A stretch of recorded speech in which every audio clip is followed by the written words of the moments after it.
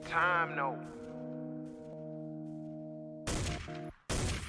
I would like to personally welcome you to Man Hour After Dark. Say that then. I bring you the host, Mike, Buck, and Cone. You know who's coming to the stage. Sports talk than what you about to hear right here. I second that. Go. You know that it's us when we talking about sports. Giving you facts on the field to the core. Tune in, we need the support. 1 hour too short, then listen some more. On all your stations, not dropping no music. Starts like Adidas, but Nike just do it. Down 4 in the 4th, we go for the win. Michael 2 seconds, we taking it in. Buck, Mike, and Combs, you know what's going on. Man, now we're After Dark, no LA, we the big spark. No 4th and inches won't cut short. Got the best talking, it's all sports. Buzzing more than buzz beaters. We coming live all through your speakers, go. Sit back and relax, Wyatt. Let the beat build. It gets the people going, Wyatt. Sit back, relax. And welcome to the Man Hour, guys. Michael Buckhatcher here. If you may be most inclined tonight, hit that like button, hit that share button, but most importantly, hit that subscribe button here on youtube.com/Man Hour. We got a great show tonight. We're going to break down the NFC North draft picks. We got the Wyatt Williams on and Tori, Mr. Substitute Teacher Anderson himself, coming on the second part of the hour. But first, let's welcome the peanut butter to my jelly, the pickles to my ladies, and of course, the maple syrup to my jam, the Wyatt Williams. What's up, Wyatt? What's up? What is wrong with you? Sometimes, Wyatt, you have to block out those haters.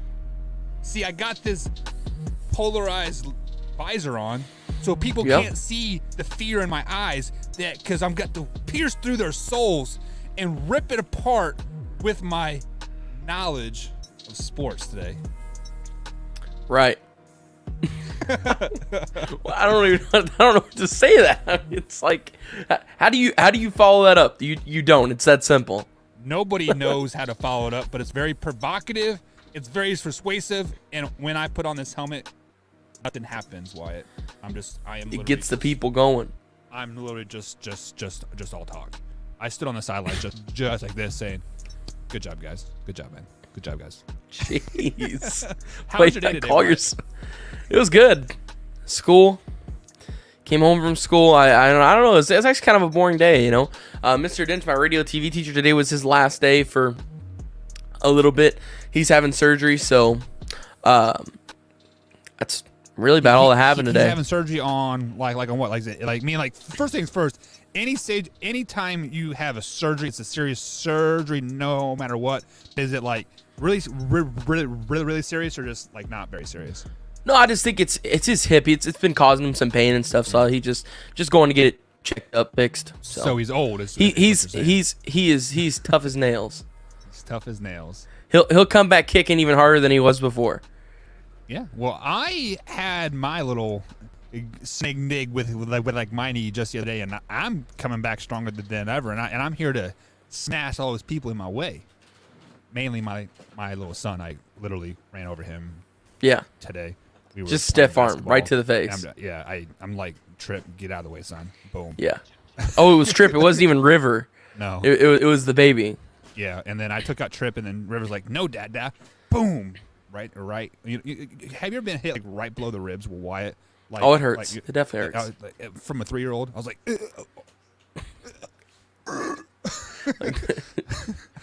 I felt like a little baby. I'm not even gonna lie, Wyatt. I felt like a baby.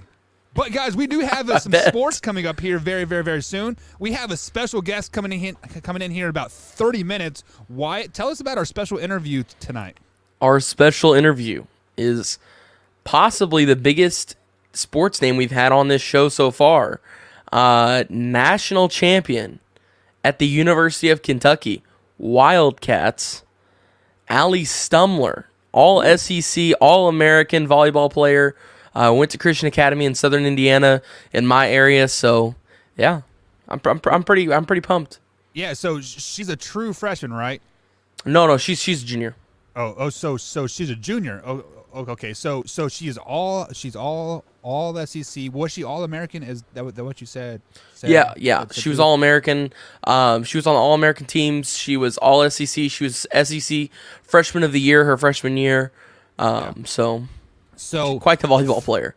So, fun fact: my wife was a volleyball player in college as well, and when I told her that Allie was coming on, she kind of got giddy, and she like, oh, I'm definitely be tuning in, and she sent me some questions to like ask her. So if we have some time, I'd love to ask her some questions. But if you guys got any questions for Allie coming up here in about a half hour, jump in the chat, youtube.com/manhour.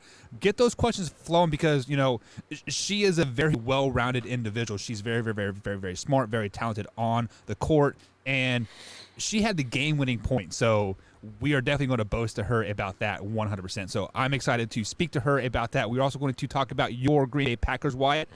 So, guys, get out your drinks and just go ahead and drink right now, because Wyatt's going to be speaking a lot of the Packers and a lot of Aaron Rodgers and a lot of how great their draft was. So we are going to give the draft grades for the NFC North. Tori Anderson should be joining us here on the hour number 2 here on the Man Hour. So if you guys are going to miss any part of the show whatsoever, you can also find all the clips over at youtube.com/Man Hour. All you got to do is hit that subscribe button, hit that bell icon, and I do upload the clips at 8, 11, 2, and 5 p.m. Monday through Friday. So definitely get over there and check out those clips from the previous night before. Also, you can find us on iTunes, Spotify, and iHeartRadio as well.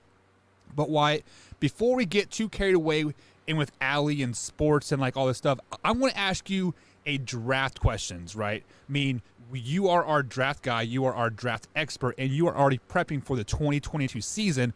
Way too early, but we'll digress on that. It's like Christmas, man. I love it.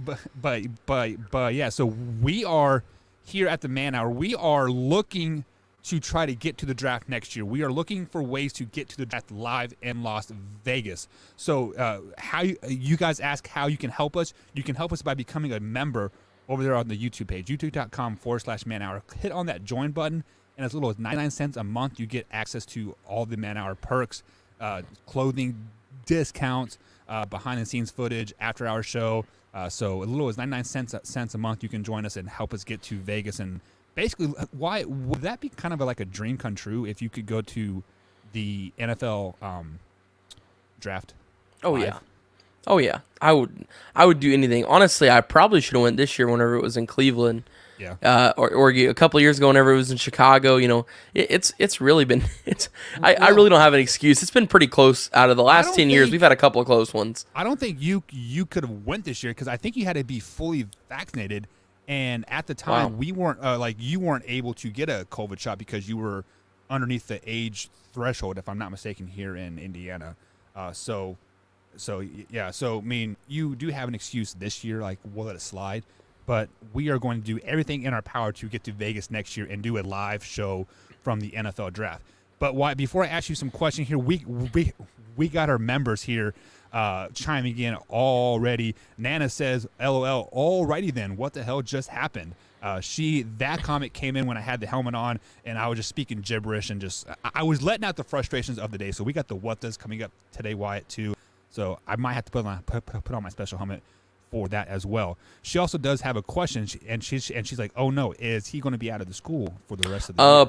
Possibly, but there's no reason to worry about it, because this is the reason why WJHI is the best high school program in the world, is because right behind Mr. Dench, Clay Abel is going to pick up and fill in for us, and he works for the ESPN network, he works for the SEC network, ACC network, so we got a pretty good backup teacher.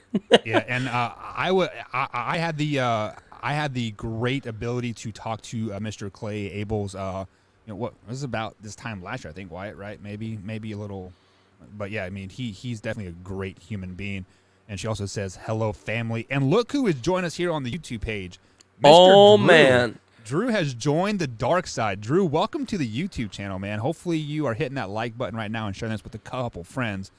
And then Tori says, you don't know me. You don't know my life. I'm a man. I'm a 44 years old. Drew is basically like Adam Schefter to me.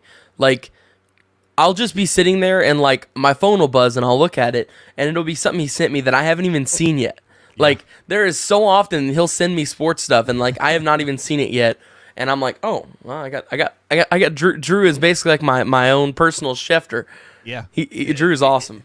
Yeah. So I actually got two questions for you here. One of them came from me. Like the question didn't come from Drew, but he sent me some information last night. But so I'm going to word it into a question for you. But my first question is going to be draft related. So before we get too carried away, let me ask you this question. Damon said you only have a monthly subscription, or do you have yearly as well? So YouTube only has a monthly subscription, but they take it out each month. Unfortunately, well, not fortunately, but it's 99 cents. So I probably spend at least $10 on energy drinks a day. I'm not even gonna lie. Like I got one right here, and then Mickey gets Starbucks every single day, and I'm just like. Yeah, so oh my God. You can literally help us get to Vegas by not drinking a Monster drink. Like that's just the way it is. Cut your monsters down to -2 a month. You cannot go to Starbucks. The next 2 times you go to Starbucks, say no and donate to us. Right. So why? Let me ask you this question, because Combs and myself have been adamant that Trevor Lawrence is going to be a bust in the NFL. So I don't know why, but yes. Let's say in theory, somebody.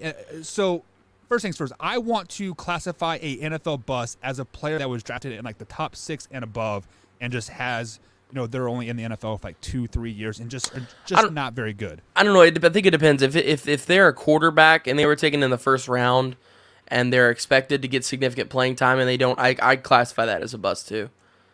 Okay, so that is perfect here. So let me ask you this question.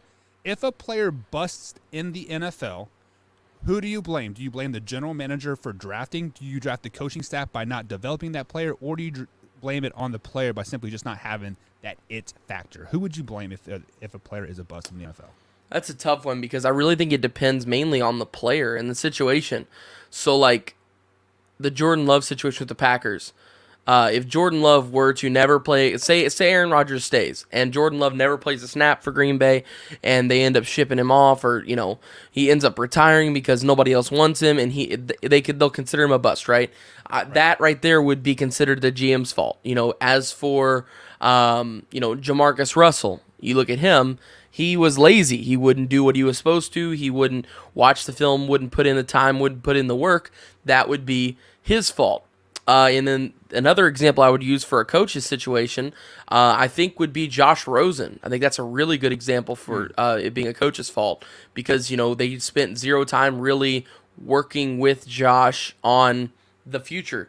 Pretty much once they saw that Kyler Murray was going to be there at the first overall pick and that they had the first overall pick, pretty much from then on they were like, all right, we thought this guy was our guy. He's not our guy. We now know who our guy is. And we're basically not going to do anything with you, so bye.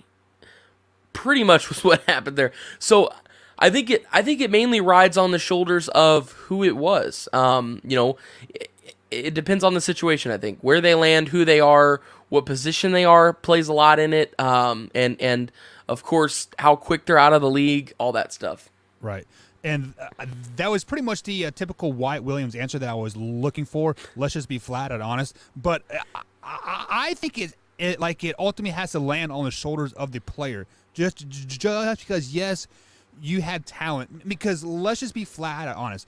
Very few times does a great player out of high school have that great coach to really coach them up and make them into this college all-star, right? Let's look at Zen for example. Zen just had that it factor. He had the size, he had the weight, he had the footwork, and he flat out and told us here on the Man Hour when he stepped foot on Ohio State, he was the most rawest player out there because he never knew how to do things right.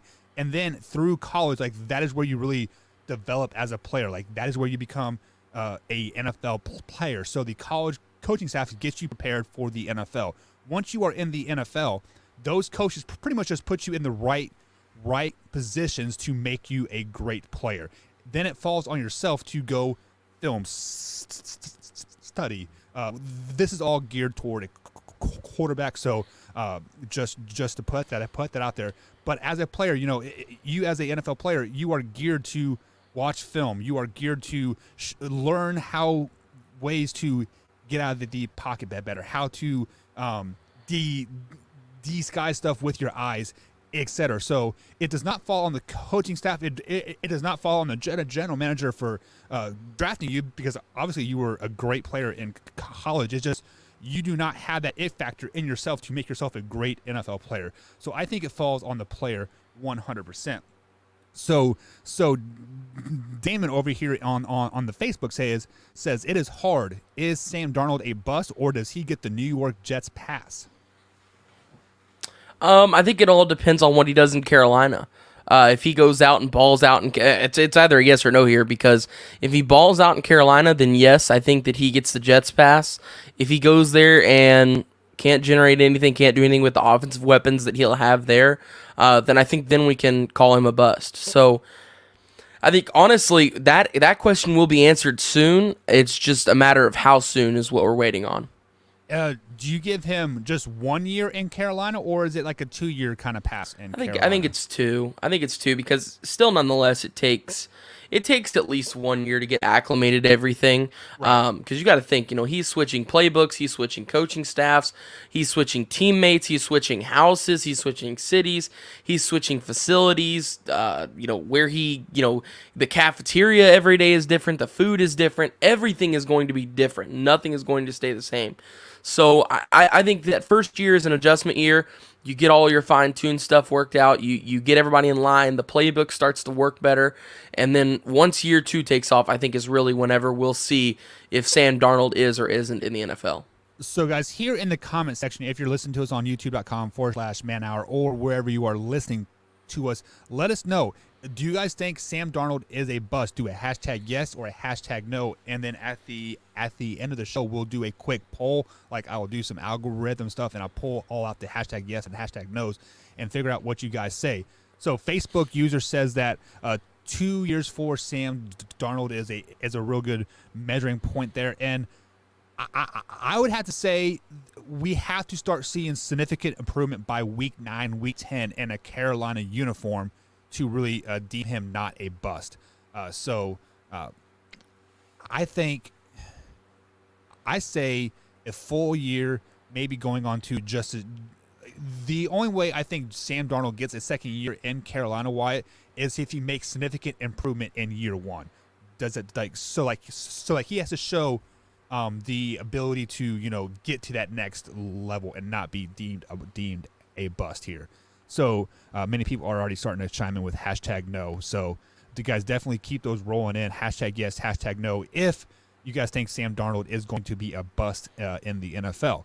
So my next question is draft related, and our man Drew here, he sent me this about 10 or it was right as we were wrapping up the show, and I was doing some editing and stuff like that, and he sent me a picture of this bottom screenshot, and it says Titans draft picks charged with assault. So it was Rashad Weaver was charged with assault stemming from an April 18th incident. So little about 3 weeks ago, this Rashad Weaver was involved in an incident that basically got him charged with assault, and the Titans draft him anyways. With that being said, we hear teams, GMs, owners, whoever you want to call it, dig into people's past, because it's like Josh Allen used the N-word back in 7th grade, and they brought it up on Twitter. How did the Titans team miss this charge that stemmed from the April 18th thing? So more than likely, he is not going to step foot on the NFL field, and I believe he was a second-round pick for the Tennessee Titans there. Did the Titans drop the ball on this? I don't know how you would miss it. You're 100% right, because it seems like now in today's world, it's so easy to find anything on anyone. All you got to do is Google. I mean, I could Google somebody's name right now, and it will show me pictures of them. It's kind of scary, honestly. So, I don't know how you would miss that, especially not if they are good enough to be a second-round pick. If it's a 7th-round pick and it's the best guy on the board, and you get him and you're like, hey, look, we didn't get any research on this guy, but we did watch some film. He looks pretty good, so we added him to the team. That's fine. But this is a second-round pick. I mean, you had to do some kind of not a background check. I mean, this is not like a criminal report or anything, but like you had to do some kind of a. First of all, it is a background check just because you're getting ready to make millions of dollars for the next 3 or 4 years. You damn right I'm doing a criminal background check. Yeah, no, I see what you're saying there. So I don't know. I really have no clue how they missed on that because, like I said, it seems like everything else in this world is so like you can find anything, but I don't know. Maybe they just didn't look. Maybe they got exposed for not looking. So why? Let me give you some insight of my life here. I am a system administrator. I have access to servers and stuff like that. I mean, like I could, in theory, shut down a motor company with a simple Control J F12 and bada bing bada boom. That place is shut down and they're losing millions of dollars. So I don't make millions of dollars, like obviously, because I'm doing a show with like you, like you know, on our free time. So Ouch. no, like that's not meant to be like a derogatory, but like you know, I don't make money because I spend time with you, Wyatt. basically, right? No, but with that being said, I did a federal background check that went 12 years back into my history. They brought something up that I did when I was like 22, 23 years old. I did not get in trouble for it at all, but it was very well known that I did this particular thing. So they asked me about it, and I'm like, in your head, you're like, do I tell them the truth? Do I lie? Do I like kind of like play dumb? Like, I don't know what happened. But the correct answer there is you always tell the truth there, just because they're asking you about it because they know about it, right? So with that being said, like obviously I got the job because like I was honest about it, but me being, you know, a $80,000 a year job, and they're doing a 12, 15 year background check on me. How are the Tennessee Titans not doing this background check on somebody that's making $5 or $6 million a season?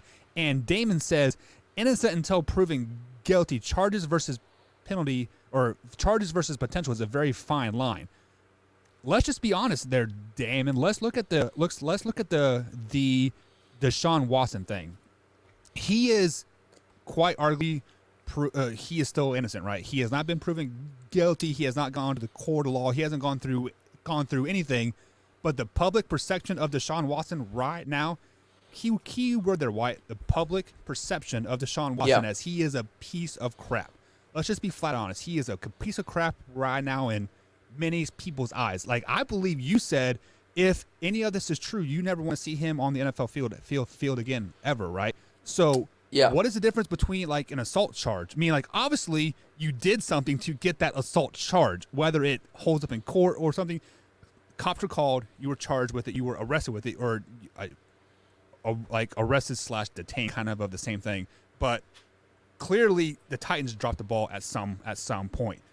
Should somebody in the Titans organization kind of face some type of penalty for this? Why? Because, you know, they're losing a second or third round pick before he even stepped on the field. So it's basically just like, poof, there goes your pick. Yeah, honestly, I think that's up to the Titans front office, you know. Well, yeah, obviously.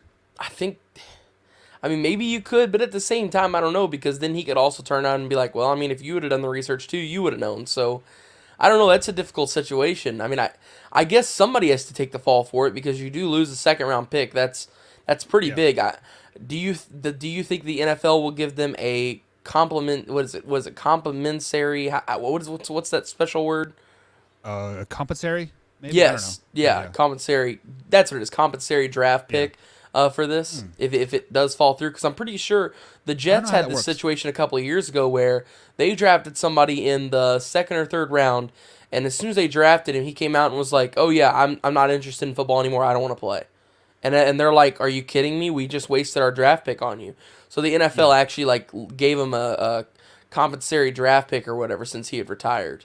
Yeah, I think that's a little bit different because of the fact that he said he retires. And then the fact that this guy just can't play because the Titans didn't do their due diligent background check. So with that being said, I don't know because I feel like we're kind of towing that like that line, and I don't know which way to go. So I think they would just kind of lose the pick, to be honest. Just let it go and move on with life. Yeah, I kind of see that. So let's go ahead and get prepared to take our first break here, as we are set to bring Ali on here in just a few minutes here. But so let's go ahead and go through these comments here again. Damon, I believe we've already chalked that up, innocent until proven guilty.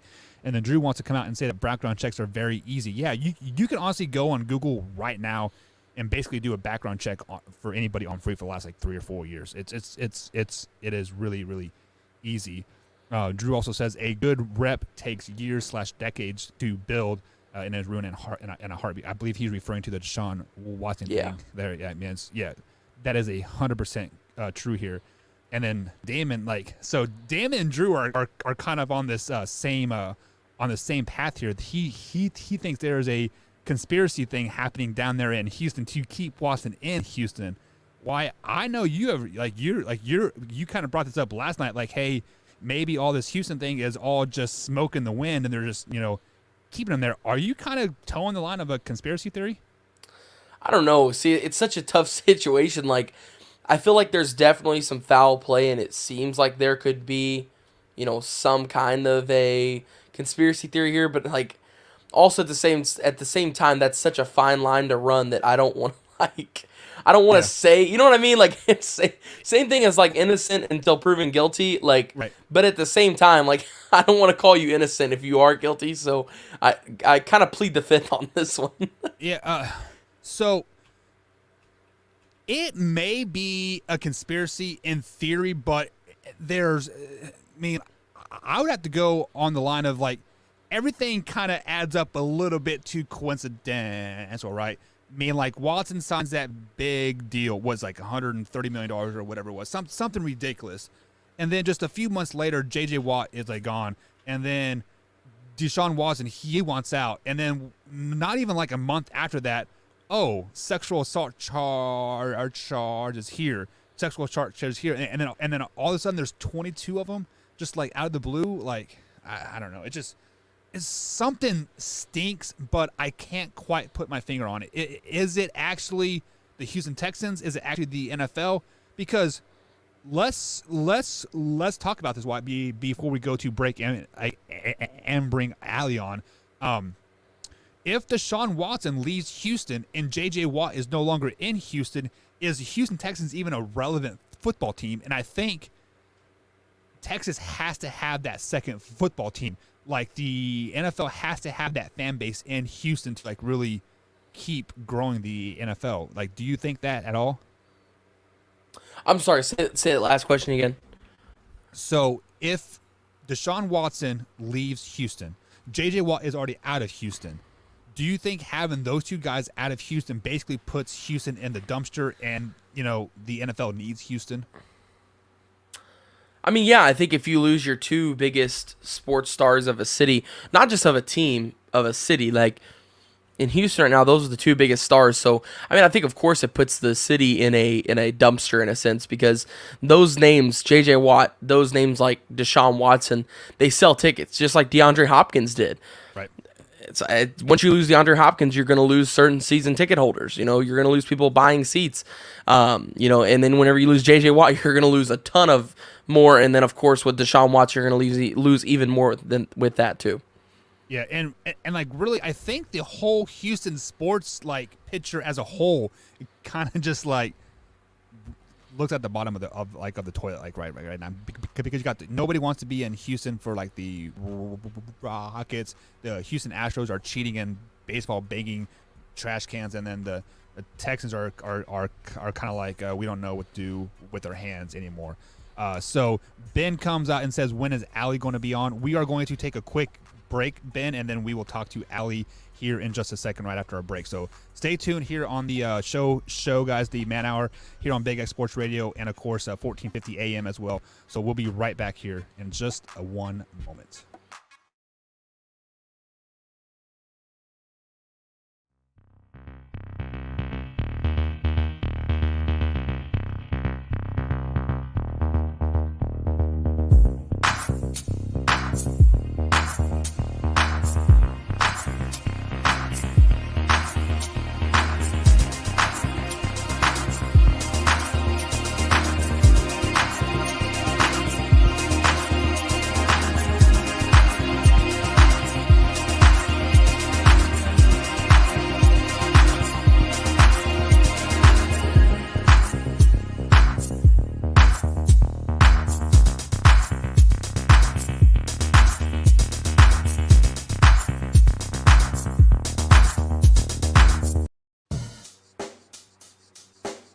Check the mic and make sure it sound right, boys. Man Hour Nation, it is the Wyatt Williams, and we have a very, very special guest coming on to the show. And it is none other than SEC Freshman of the Year, All SEC, All American, and National Champion, Allie Stumler. Allie, what is going on? Nothing. I'm actually about to walk into Target, so sorry about the car, but I'm pumped to be here. I'm excited. How are you all? I'm great. What are you going to Target for?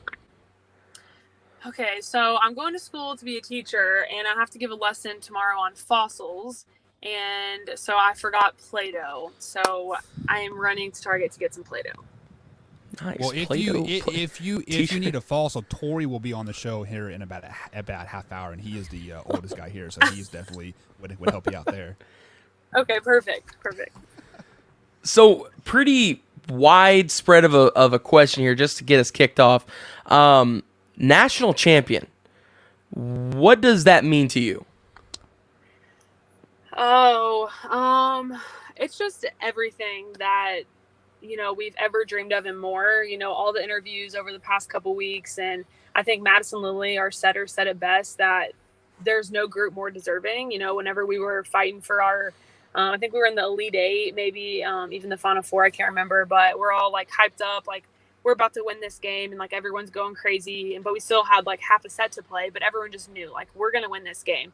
And then she like brought everyone in, and she's like, hey, listen up, like we haven't done anything yet. We need to put the foot on the pedal, but like no one's more deserving than us. Like we deserve to be in this moment. We've prepared, we've worked hard, we've trained. So like act like we belong here kind of deal. And I think that's so true of this team. We've been working for almost a year now. I think it's been like 9 or 10 months just for a moment to get in the gym and compete. And that's finally, that moment happened, and we performed exactly how we wanted to. So I think it just is so deserving, especially with a group like this. Yeah, so you guys won the national championship 3-1 over Texas. What was your first initial thoughts whenever you had hit the ball over the net and it hit the floor? I don't know. It all happened so fast. It was just like a crazy moment. But I think the best part was definitely like everyone landing, you see the ref, like we get the point, and then everyone just comes down and is like cheering, and then we look to the bench. I think overall, like every game that we won, that's exactly what we did, is we all cheered and like looked to the bench for all 15 to cheer together. It wasn't this is us, like only the 6 on the court, or this is about me, or this is about you, but it was all 15 of us. Like we've all worked to be here. Like, let's all celebrate together, which definitely was just like, I think running through everyone's mind of like, we always say the power of 15. So there's 15 of us, and like, we don't get the job done without all 15 of us, which is so special. Yeah, so you had the final kill in the national championship. Were there any nerves as you see the volleyball kind of get popped up to you? It was set over to you. It looks like just a routine play there in volleyball, but were there any nerves, as you wind back to hit the ball? Yeah, I think at that point the nerves were kind of gone. It was more just, definitely when we start the game, you kind of have the adrenaline, the nerves, the anxiousness. But once you get settled those first 10 points, like for me personally, it's like this new person kind of takes over, and it's like, we're in it to win it. Like, let's do the dang thing. And like, I kind of just like switch personalities, and it's like a game on. So I think at the end, like I'm telling myself, like, give me the ball. I want the ball. And I messed up. I don't know if y'all saw, but I messed up the point before that to win it. My hand got caught in my hair, and I like hit it in the net. And obviously you don't want to go out like that. And the game's like close at this point, but still just like having that confidence of, I want the ball again. Like I'm going to finish the game right here. That just like has to be your attitude and mindset. And so I just have trained that, and that's definitely what was going on. Well, I can promise you that after the next play, nobody remembered the hand getting caught in the hair in the mess up situation after the next play. I think everybody had kind of moved on. Yeah, hopefully so. Yeah, so I currently go to Jeff High School, where Coach Briscoe, your former coach at Christian Academy, coached. And I know he means a lot to you, but if you could sum up what it was like to play for Coach Briscoe, what would you say? Good question. He actually drove out to Omaha. I don't know if you knew that. I did. Crazy. I got to talk to him after it. He's nuts. He did that. He's crazy. But playing for Wes, I would say He's just a fighter, and I think that's so contagious when you have a coach who wants to win so badly that just bleeds out onto your players. And I think, maybe one day, like, if that's the career I want to pursue, like, I want my players to, like, feed off of that energy. And I definitely learned that from him. Is he's just a fighter and won't take no for an answer, which is awesome. So sorry, it's kind of dark in here. Let me help the situation a little bit. But yeah, he's just such a fighter, and I think that, like I said, it's just so contagious. And it's just awesome to play under someone like that. Yeah, I got to call a couple of his games, and I absolutely love the intensity that he brings. He is yelling, I think, more than the players. Yeah. And see, we're dealing with COVID right now, of course, so he wears a face shield instead of a mask. So you get the full Wes Briscoe facial reaction instead of like the mask blocking half of it. You get the full thing with the clear face shield. What was that like, looking over at your coach and seeing him red in the face, just screaming his head off? Yeah, red in the face for sure with that red hair. I think, like, personally, I kind of feed off of that. Like, I'm not a big yeller. You can probably tell that by how I play. Like, I get enthusiastic and I'm, like, passionate about it, but I'm not, like, if you're doing something wrong, I'm not going to, like, chew you out for it or, like, get on you, which, some leaders do that. Some players get like that, but that's just not me. So I think it was a really good balance, like, where he probably wanted more emotion out of me, where I was just like, Wes, like, chill, take a chill. So I think it was like a great balance of he, was really bringing the energy, the passion. And like I said, it's contagious. So I think it was a really good mix of a big yeller and me who just is kind of, steady. Yeah. So the next day after you guys won, UK released an article on their athletics page, and it said that Allie Stumler, unstoppable in the NCAA title matches. Do you like getting all the media attention? You mentioned all the interviews and stuff. Do you like the media attention? Do you not mind it, or is it too much sometimes? I love it. I was just actually filling out a survey today, like, about college athletics and all of that. And it was like talking about media and how you handle it. Do you, like, get on there after a loss, a win, how you handle it if you think it's too much. And I just, like, oh goodness, sorry. You're totally fine. Don't worry about that. Switch screens. But I don't think that I've ever thought for a minute, like, oh, this is too much, or I don't want this attention, or, I think with attention comes responsibility, and I think that's such a great honor to have that. Young people look up to our program, look up to me, and I think it's so cool, that I have a platform to share about my faith, to share about the circumstances, situations that I've gone through, and I can speak life into people and to little girls, and that's so cool that people are copying my hairstyle and doing all this stuff. It's just awesome that I have such a platform, and I get to control how I use it. I can use it to build people up. I can use it to tear people down. I can make myself look like a hot shot. I can make myself look humble. It's totally in my hands, and that's such an awesome thing. I think you can totally make your platform what you want it to be, and that's really awesome. Absolutely. So 26 kills and only 2 errors and 51 swings. When you look at a stat line like that, especially in that big of a game, what do you credit that most to? Is it a training thing? Is it a coaching? Is it a dedication? What would you credit that to? I think training for sure. And that, that comes from our coaches. Obviously they're the ones day in and day out who get in the gym with us and, pick the drills and pick what we're doing every day, what we're working on getting better at. But then that also, credit to my team who gets in every single day. I don't get better without them and people pushing me. So overall, I think training's the big idea there. And we always say, like, trust your confidence, trust your training, that kind of deal. So, like, every day we come in and we practice, and, some days we don't want to, some days we'd rather be out at the pool, or we'd rather be with our friends or doing anything else. But that day, for those 3.5 hours, like, we're getting in the gym and we're going to train. So then when it does come game time, when it's the final 4 matches, the championship matches, we can just, like, take a deep breath and know I've trained every day for almost a year now in COVID instances, but I've trained every day and I have the right skills. Now just, like, take a deep breath and do it. Don't think about it, just do it. And, when you have that kind of confidence in your training, you're doing something right. And again, just, like, credit to coaches and teammates who push us every day to get to that position where we can just deep breath, now trust it and go. Yeah. So My second to last question here for you. You said after the game, I really have no words. It doesn't feel real yet that we're the number one team in the country, we're the national champions, and that I get to play with such an amazing group like this. You just can't beat it. So my question to you is, you mentioned at the very beginning there, I have no words. It doesn't feel real yet. Does it feel real, or are you still kind of in shock after all this time has passed?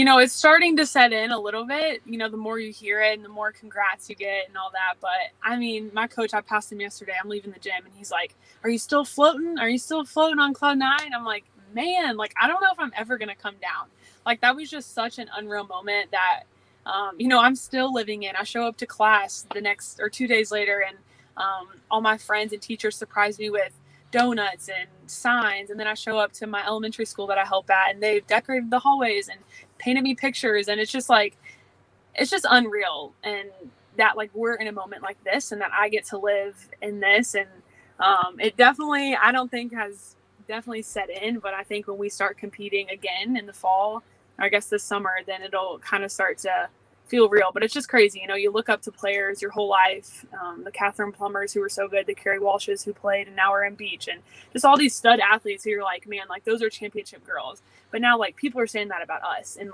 our 2020 Kentucky volleyball team.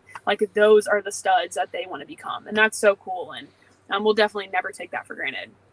Yeah, so you mentioned beach volleyball and stuff. My final question for you here, before we head to break, and then we'll play Liar Liar in just a second. But aspirations for after college is over at Kentucky, is there, is it beach volleyball? Is it maybe some volleyball in Europe? What is it? I wish I had an answer for you. I'm just not sure. I feel like every month it kind of changes what my plans are, but there's obviously every athlete got an opportunity to have a fifth year after they graduate. So some seniors are taking that. One is at a different program, but so that's an option. I think the end goal is the Olympics. I think that as every athlete, every volleyball player, that's kind of your end goal. Now, if things kind of line up and that's an opportunity, then that's a no-brainer for me. But to get there, I think I'm going to have to definitely probably go play overseas. And that's definitely a dream and a desire. So just hoping everything kind of aligns and God helps me get there. So yeah, that's the plan. Just going to keep playing as long as my body holds up. Buck, did you have any questions, or you want to head to break and go to Liar Liar? Yeah, so first things first, talking to you gets me excited to play sports again. I have not stepped on a Division I field for, probably 12 years or so, and just listening to passion in your voice gets me excited, and I want to run through a brick wall for you, just like right now. I'm like, let's put on the pads, let's do something, yada yada. But I'm going to totally steer away from sports with you for a second here, and the one thing that really rung out in my head is you are in school to become a teacher. First things first, it takes a very special person to become a teacher to deal with the things that you got to deal with in and out of school.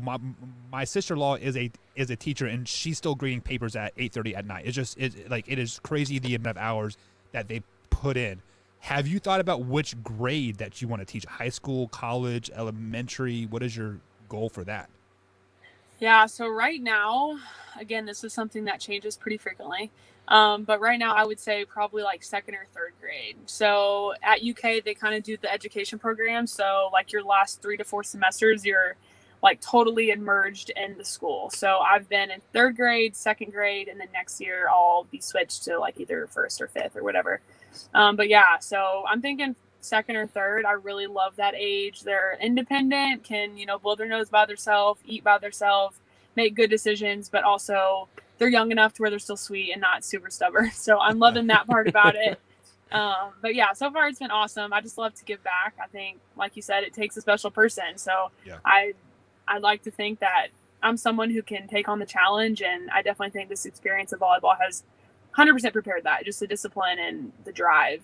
For sure. Yeah. So, yeah, we'll see. I'm loving it right now. We'll see if that continues.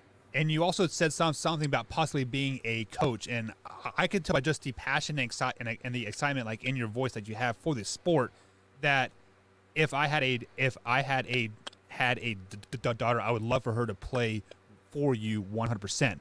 So there are many people that we have interviewed, and they say they want to coach and then come back to their old high school and coach. Have you ever thought of that at all? Maybe coming like after you're done playing in Europe or the Olympics and training, to come back and be a high school coach? Yeah, definitely. I don't really know what area I'll end up in, whether I will be back home here in Lexington. I have no idea where I'll end up, but for sure, I think that's something I've 100% thought about, is maybe teaching and then coaching on the side, or coaching. I played at club volleyball over in Louisville at Kiva and at Union, so maybe getting a little side thing there or whatever. But like you said, just the passion is unbelievable, and I think and pray that's something that I always have for the sport. So definitely right now, I would love to coach and just help younger generations see and feel the passion that I have for the sport, and know that dreams really can become a reality if you go about it the right way. Yeah. Thank you for those kinds of words. And just like, I feel inspired just talking to you. Well, thank and you. It makes me want to get back on the field and coach those kids just a little bit harder, just to make them that much better people. So are you staying for Liar Liar for like our game? Yeah, let's do it. All right, so let's go ahead and take like a 30-second break here, and then we'll start the game Liar Liar. Cool? Perfect. All right, guys, we'll be right back here and momentarily on the Man Hour. Let me get the crystal ball. There it is. Oh.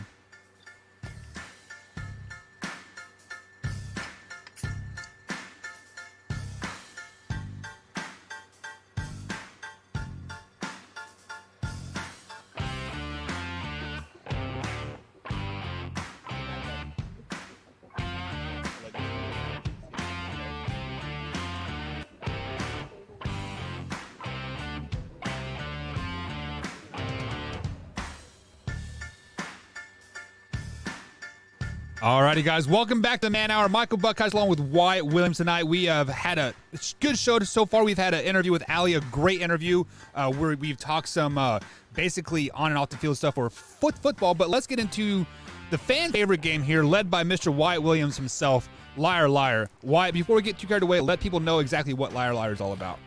Yeah, so Liar Liar is a game we play here. Basically, I give 2 lies and I give 1 truth, and we go back and forth. One person goes first. You cannot pick the same answer as the person that went in front of you. And yeah, first person 3 points wins it. So basically, you just try and pick out which one's the truth. So, Allie, hence the name Liar Liar. Not to scare you, but I am very, very good at this game. He's definitely not. I beat my wife consistently at it, but since you are the guest of honor and always ladies first, because I am a gentleman still at the end of the day, I will let you go first. So Wyatt, go ahead and let us know the first set here. All right, so our first set is in Australia. There is a lobster race, an annual lobster race every year. Okay? Next, LeBron James almost went to college to become a dentist. So LeBron James wanted to become a dentist. And then the third and final one, the Daytona 500 used to be raced on a beach. So we have in Australia, there's lobster racing, an annual lobster race every year. LeBron James wanted to become a dentist, and we have the Daytona 500 used to be raced on a beach. Allie? I'm picking the lie or the truth? You're picking the truth. Oh, man. I'm going to say... I'm going to go with the beach, that it was raced on the beach. Seems kind of crazy, so we're going to go with it. Yeah, if you have ever seen the movies Cars, they actually used to race on the beach, and Cars is based off of real life. So I think Allie is right here. But it's just for sake of the game, LeBron James has some great teeth. Have you ever seen his teeth? Like, they're pearl white, they're nice and straight. So I guess maybe LeBron James wanted to go to college to be a dentist, even though he was going to MBA in 7th grade or something ridiculous like that. But whatever. Yeah. All right. Beach. So with that being said, starting off the night, 1-0, Allie Stumler. The Daytona 500 was raced on the beach. There is no lobster race, at least I don't think there is in Australia. And then LeBron James, I don't know, I made that up. He might have, but I don't think so. But anyways, moving on to our next one. Buck, you'll kick us off on this one. But the first one here, Ken Griffey Jr. is allergic to eggs. So the legendary baseball player Ken Griffey Jr. is allergic to eggs. Okay? Interesting. Next, 9 out of the last 10 world champion ping pong players had 8 or more children. All right? What? That's a wild one. Specific, okay. Yeah. And then the final one, softball was introduced as an Olympic sport in 1996. So we have Ken Griffey Jr. is allergic to eggs. We have 9 out of the last 10 world champion ping pong players had 8 or more kids. And then we have softball was introduced as an Olympic sport in 1996. We'll let you go first, Allie, on all of them. Okay. Oh, okay, okay. So sweet. Okay, I'm gonna go with the ping pong one. All right. So, Allie, one thing that you need to know about Wyatt, this might be like partial truth, and then sometimes he like fudges the numbers one way or the other, and so he kind of like picks and chooses. So I feel like there's probably like 12 or 13 kids. Wyatt, what was the second one that you said again? I'm sorry. The second one was the world champion ping pong players had 8 or more kids. So I think softball was introduced in the '96 Olympics, if I'm not mistaken. So I'm going to go with softball. All right. And Buck ties it up 1-1. Softball was introduced in 1996. Ken Griffey Jr. was allergic to chocolate, not eggs, by the way. And then I made up the ping pong one, but Ken Griffey Jr. was allergic to chocolate. Chocolate. That's pretty sad. I don't know how you could be allergic to chocolate. That would suck though. But I do love some huggy kisses. So our next one. Aaron Rodgers wears his high school gym shorts under his football pants at every single game. Okay? The statewide sport for Wyoming is bull riding. All right? And then despite an MLB game lasting 3 hours long, the actual time of play where action is happening on the field is just barely under 10 minutes.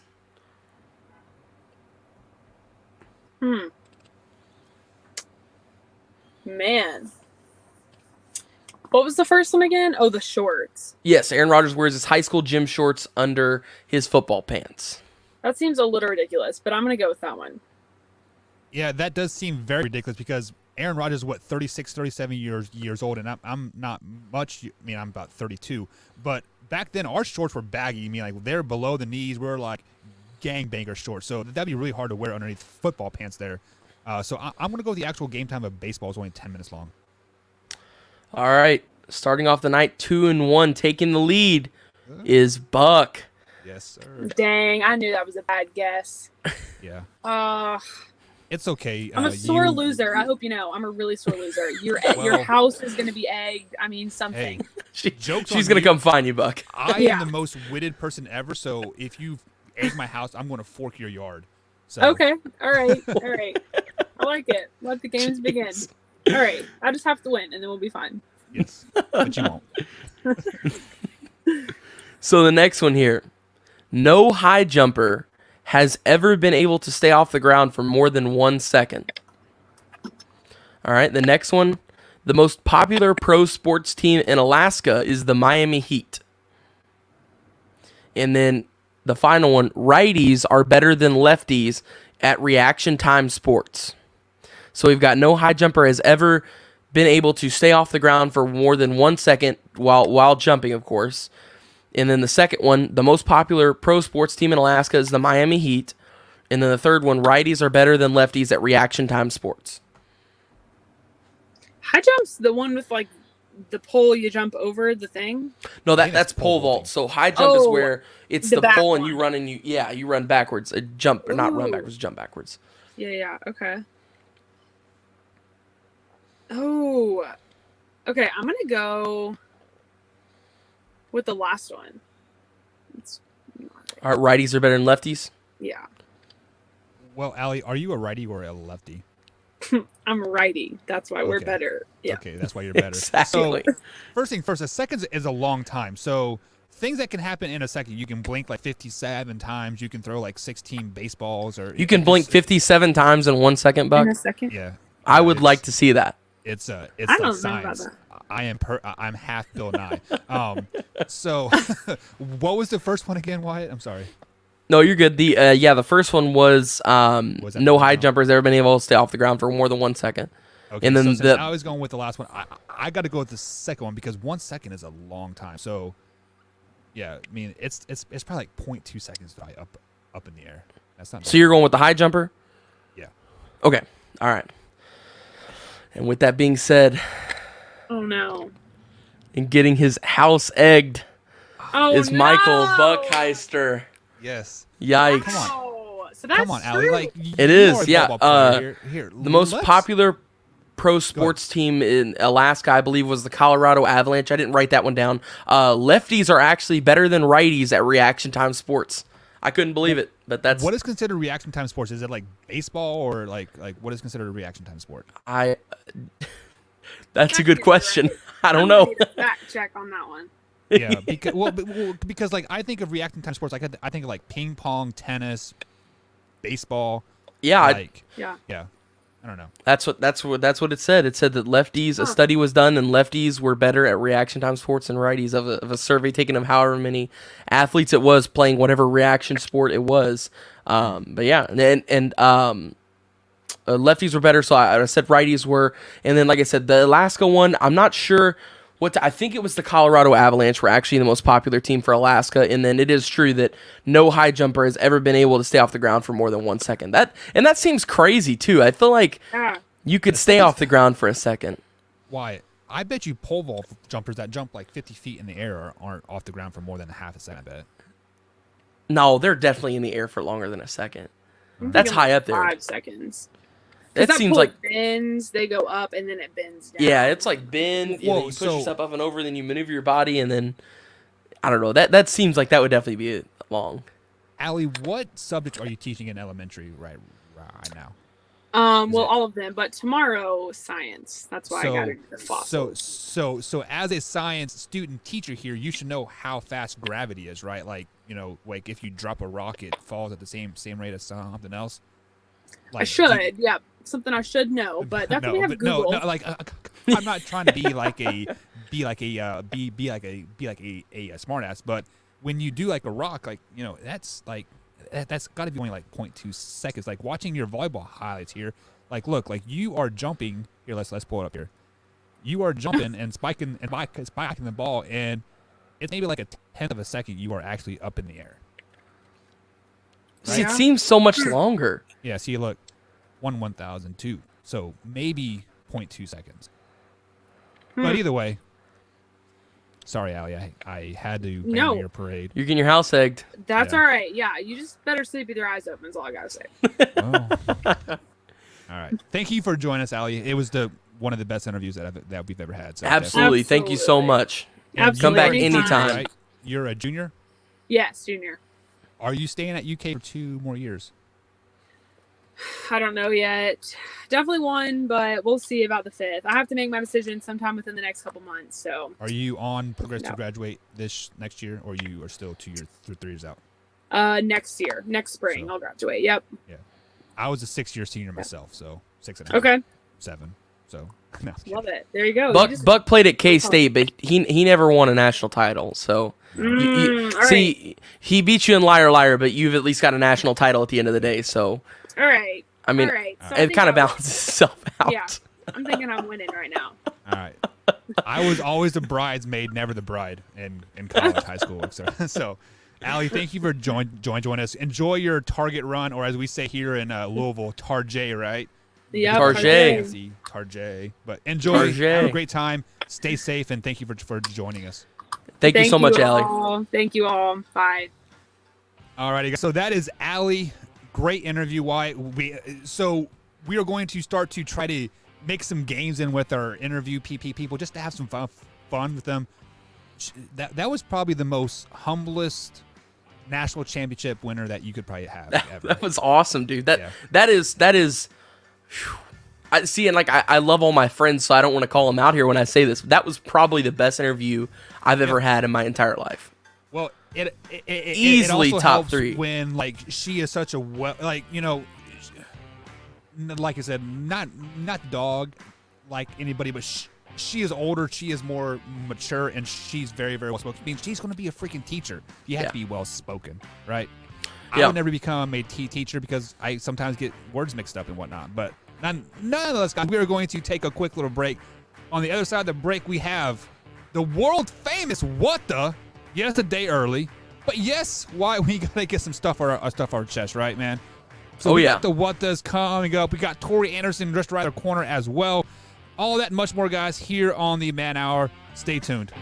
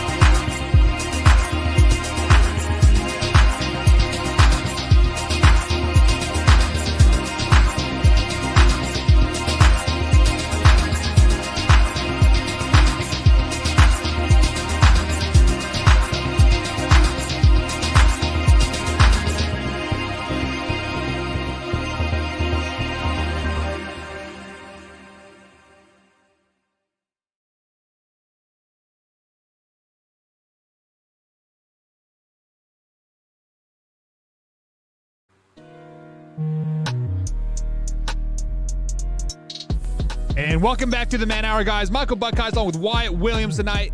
You can find us at manhour_Buck and, of course, manhour_TWW for the Wyatt Williams. If you missed any part of the show whatsoever, or you want to simply go back and replay that great interview with Allie, head over to youtube.com/manhour, and that clip will be up tomorrow morning. So that will actually be the first clip that I upload tomorrow at 8 a.m. is that interview with Allie, because, honestly, why she got me so hyped to play and like just go like strap on the pads and just like run through a brick wall. Like I was hyped just talking to her. So I know, yeah, I was super pumped. I was bragging to everybody at school today. I was like, hey, you're gonna want to tune into Man Hour. Guess who's coming on today? And they're like, oh, who? I told Dench, Clay, and all of them. I was like, Allie Stelmer's coming on today. They were like, really? I was like, yeah. I was like, I'm super pumped. That's probably, as for like college accolades, that's probably the biggest athlete we've ever had on here, right? Yeah, besides me, no. Yeah, but I'm not guest, joking. Yeah, the biggest guest college athlete. Well, we have never had a national. We never had a national championship on. Maybe Trey will win that national championship next year for the Purdue before he goes to the NBA. Maybe Zen will get a national championship in a few years as well. They both will. So only time will tell. But this is hour number 2 on the Man Hour, guys. We had the world infamous What Does coming up. But speaking of what the heck is Tori Anderson doing? What's up, Tori? Not eating Mission Barbecue, that's for sure. Oh, shots fired. Ta ta ta ta ta ta. What happened? So give us a story. I got left at the altar today. My heart was completely shattered and broken. All because Mr. Combs actually got stuck in a meeting. So we were going to meet up for dinner. We were going to go have some Mission Barbecue. Oh. So, but he got stuck just in ironically, we now see Michelle in the chat now that Combs is magically free. What was really going on up there? Decisions. But so, guys, for those of you that don't know who Tori is, he is going to be a regular co-host here on the Man Hour now. And what's up, Hatfield? What's up with the magic? Like, do you got like? He does magic tricks. You ever seen his YouTube channel? Magic. I watched the. Glotzbeck says, "Yo." What is that? Cooking. John Claw, right? John Claude. Yeah. I do watch John Claw. And John Claude's funny, dude. As long as Combs does not leave Michelle at the altar, we'll be good. So that's all that matters. Tori, this is going to be your first what the? Like, are you ready to like pop your cherry, man? a little bit. I mean, can you guess who's getting my first what the? Let me guess. The person who gets 24/7 what does on this show. I do know you are normally in the chat and monitoring the chat there, but this is your first time on air, so you will get the second what the of the night. I always go first because it's my voice, so I get to do it. So I get the first what the. Then Tori, you come in second, and Wyatt, you come in third. I bring up the rear and fix everything. Yeah, you are good at bringing up that rear, aren't you?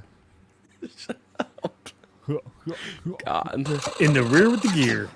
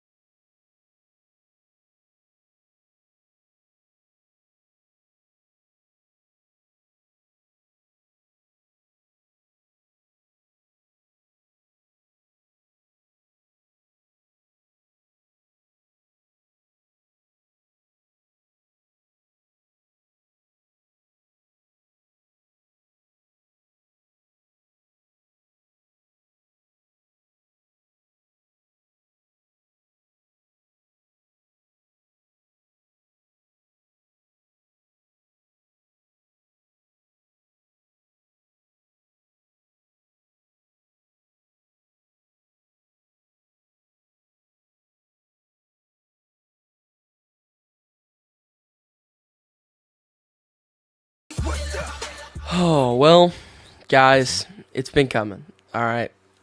It's been coming. And it finally, you know what finally hit the fan. All right. And it wasn't pretty. It wasn't good. And it definitely wasn't fun. The Green Bay Packers, for shattering, then stomping on, then urinating on, then pooping on, then throwing my heart against the wall with Aaron Rodgers in that situation. This guy right here, my childhood idol. I have like 30 jerseys. I have a clone trooper in my room from Star Wars that has an Aaron Rodgers jersey on. My hero. And you have royally screwed him over to the point to where now he does not want to wear the G that represents greatness from Lombardi and Lambeau and down. He does not want to represent that brand anymore. And to that, cheeseheads, I'm sorry. Green Bay Packers, you get the what the.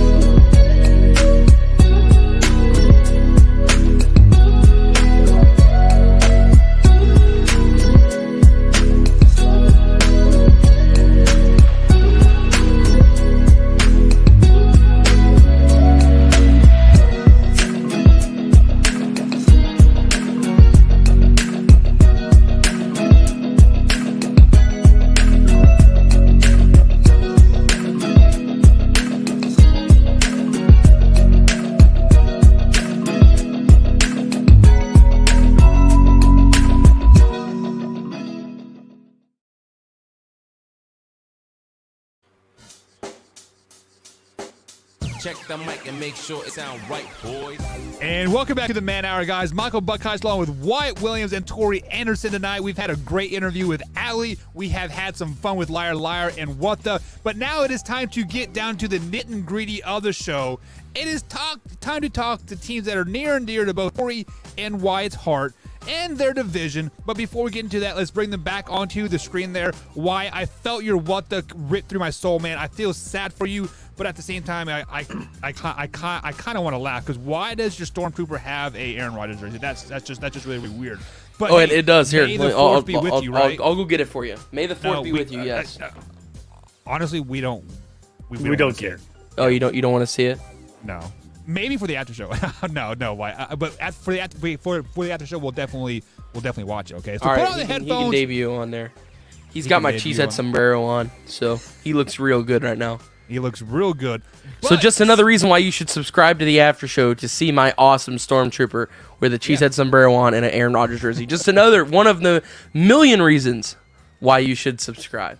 Go ahead, Buck. Sorry. And sometimes we get kind of gnarly over there. Like, oh yeah, like Brandon's Smash Room.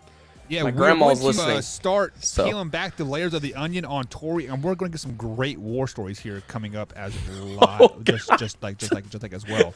So, speaking of great war stories, we did the NFL draft live here on the Man Hour. We spent 4.5 hours talking first round draft, and it was about hour three and a half in. You see Wyatt stand up, take his Devontae Adams jersey off, throw it across the room, put his arms out like this, and he literally has tears running down his face. He is so upset with the Green Bay Packers first pick.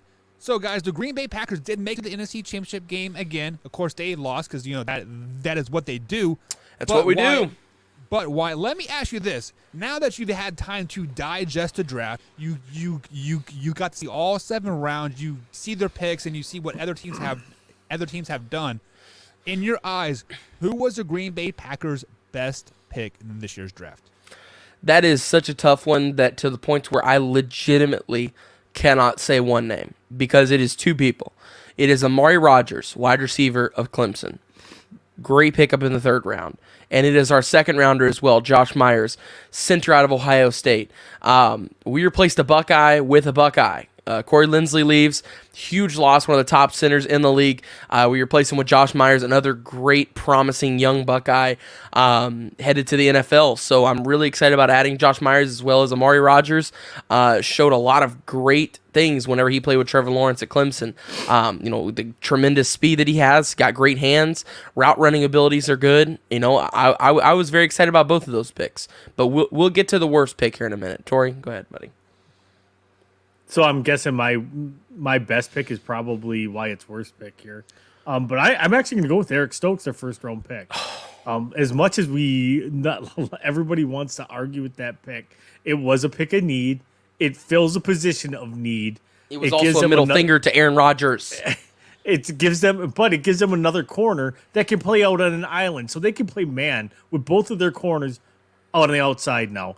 In the NFL, that is huge. If you got 2 corners that can play man to man, to me, Eric Stokes was a really good pickup. He's him and Jair. If he develops just like Jair did, and you can put them both in man coverage, and that's where Eric Stokes excelled.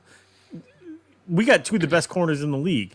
I'm not going to fault that. If you can shut down the pass, guess what? You just made somebody one-dimensional. So I'm going to go with Eric Stokes just because of the ability that he could potentially have to be a shutdown corner in man-to-man coverage. Yeah, so Wyatt, now that you've had time to digest what Tori said, and Tori brings up some great points, when you can literally shut down half of the field, and then Kevin King can shut down the other half of the field for 3.5 quarters. Shut up. Does that make you a little bit better, about that Eric Stokes pick? No. Tori is looking at this from a educated perspective, okay? And I'm a fan. I'm looking at this from a fan perspective right now, all right? I ain't happy, okay? You know why? Once again, I'm going to point to this guy right here. You know what that was? The pick of Eric Stokes. I don't care how good of a cornerback he is. I don't care if he adds to our, great DB crew with, a Louisville Cardinal and Jair Alexander, who's a beast and I love dearly. I don't care if it adds to that. You know what I do care about? I care about the middle finger that was sent to Aaron Rodgers, my boy, Aaron Rodgers. When it's still a business, though, Wyatt. At the end of the day, it is a business. Tori, once again, turn the educated off. Turn the educated off. I got the fan rolling right now. Everybody's career ends. But Aaron's is not over yet, Tori, okay? He still has 5 good years left to play in Green Bay. And you know what he's not going to do? Play them in Green Bay because of this pick. Instead of Gutekunst and Murphy and LaFleur looking at each other and going, you know what? We were wrong. We screwed up. We have ticked off our quarterback, who is a top quarterback in the league. MVP last year at 37. Playing at some of the best football he's played in his career. And to say that he's doing that still at his age and how great his career has been is impressive as well. But instead of saying all that and saying, you know what, let's get him Rondale Moore, Elijah Moore. Let's trade up a couple picks and get him Bateman. Let's do something like that. No, Terrence Marshall, who was still on the board as well. No. No. What do? We say, oh, hey, Aaron, here's a cornerback from Georgia. A corner. That is all. Wyatt, you have some fans here in the chat. They're telling me to mute Tori and just let Wyatt talk. But sometimes, Wyatt, you got to be reeled back in a tad bit here, because I'm going to take your words, I'm going to eat them, and I'm going to regurgitate them so you can understand them here. You said Green Bay Packers have a top 5 receiver core on their team right now. Why do you need to add Rondell Moore? Why do you need to add the other Moore? Why do you need to add anybody in wide receiver? We already have a top 5 receiver core. It adds more. It is a better dynamic. The Packers have never once drafted a wide receiver, a tight end, a running back, something to help Aaron Rodgers and get the ball to in the first round. Wyatt. Never have they done it. They had what wins championships? What wins championships? Huh? Better wide receiver core. A better wide receiver core. How about this? What lost you guys the NFC Championship game? Kevin cornerback King. Play? Cornerback play? So cornerback play. Kevin King. What did you guys address in the first round? Once again, Buck cornerback and Tori, play. you guys are sitting here and giving me the educated crap, okay? You know, people are on here saying mute Tori and let me talk. No, we can't do that because Tori adds an educated side of things here, okay? So we need Tori, but in a sense of through and through here. Yeah, I am. I will admit that before anybody else, because all right, I am angered at this. All right, the fan has come out. Okay, I have tried to keep this in, but I can't anymore. Okay, there just comes a certain point when you've had enough. All right, and I've had enough of this crap with a capital K in crap. That's not how you spell crap. That's how I'm spelling crap. Okay. That's exactly how I'm spelling crap. So let's go ahead and like reel this in here before we get too caught up on the time frame here, because I think we're going to go really deep into the Bears and Vikings moving forward here. But Tori, I'm going to kick it to you first. Who was the worst draft pick for the Green Bay Packers? So, and I'm going to be dogging on my own kind here. Their 6th-round pick, Cole Van Lannon. Cole Van Lannon was a really highly rated prospect out of Bayport, which is in Green Bay. Went to the Wisconsin Badgers, offensive line, had all the promise in the world, but regressed his last 2 years. Like, he was really dominant his first 2 years, and like, man, we got a good one. But he just kind of plateaued and went downhill the last 2 years. He's not athletic enough, I don't think, to stay at tackle. The one thing the Packers do like to do is go get those guys that are tackle guard combo types. But I think if he's going to have a chance to even succeed in the NFL, he's going to have to kick it inside the guard somewhere. And I don't know if he's going to have the strength in order to hold up at the guard position in there. It was a 6th-round pick. He was projected to pretty much go undrafted. So if you ask me, they kind of reached a little bit for him. So even though I'm a huge Badger fan as well, I do think that they reached for Cole. Why? I already said it was Stokes. Are you sticking with that, even though after we given you reasons why he is not the worst pick? And unless if you want another 10-minute rant, yes, I'll just say I'll stick with Stokes. Okay, so we are looking for your rant here. So now that we've given you the high points and the low points of the draft, now let's take the fandom out of it. Wyatt, let's put on your reporter hat here on the man hour. What grade would you give the Green Bay Packers draft this year? Yeah, I would say a B-, because like Tori said, cornerback was a need that needed to be addressed, okay? Yes, that is true. Eric Stokes does address that, and that will be a nice addition to bring on to the Packers. So I will give it that, as well as the pickups of Amari Rodgers in the 3rd round was really nice to get him where we did, as well as Josh Myers. I was extremely impressed with the Josh Myers pick. That's why whenever I talked about the best pick for Green Bay, I had trouble really picking between Amari and Josh because they were both solid picks for where they were. I think both of them were great picks in a sense. So overall, I give them a B-. I think they're just above the C+ range because I still